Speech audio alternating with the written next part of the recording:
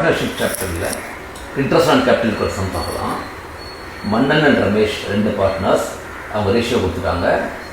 அப்புறம் capital on 1st April 2017 எவ்வளோ கொடுத்துட்டாங்க? 80,000 மன்னன், 60,000 ரமேஷ். ஓகே, அதுக்கப்புறம் கரண்ட் அக்கௌண்ட் பேலன்ஸ் இருக்குது. Calculate interest on capital at 5% per annum for the year ending March 2018. Yeah. The first point, interest on capital எந்த balance வரும்? Capital account இருக்குது, current account இருக்குது, 2 balance கொடுத்துட்டாங்க. ஓகேயா, கேபிட்டல் அக்கௌண்ட் மட்டும் தான் வரும் interest on capital. Okay, current அக்கௌண்ட்டுக்கு வராது, ஏன்னா it is temporary operating account. Okay, second என்ன ஃபைனான்ஷியல் இயர்னு பார்த்துக்கோங்க.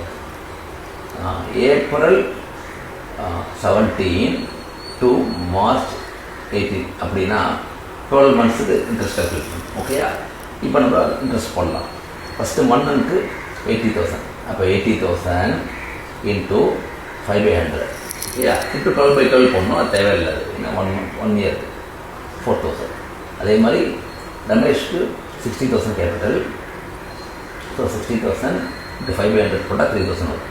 ஓகேயா, இப்போ தேர்ட் பாயிண்ட் வந்து ஜேர்னல் என்ட்ரிக்கு கேபிட்டல் அக்கௌண்ட் போகுமா கரண்ட் அக்கௌண்ட் போகுமானா, கரண்ட் அக்கௌண்ட் கொடுத்ததுனால கரண்ட் அக்கௌண்ட்டில் தான் ஜேர்னல் என்ட்ரி போகும்.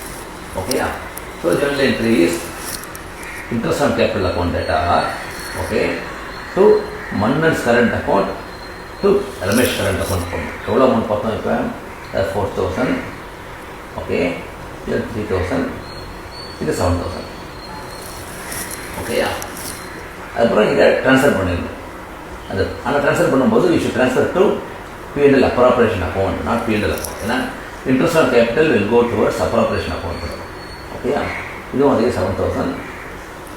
Then interest on capital 7,000.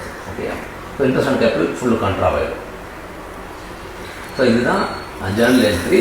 And முக்கியமான பாயிண்ட் வந்து interest on capital is only அந்த கேபிட்டல் அக்கௌண்ட் பேலன்ஸ் தான். ஓகே, சம் நீங்களும் போட்டு பாருங்கள். தேங்க்யூ.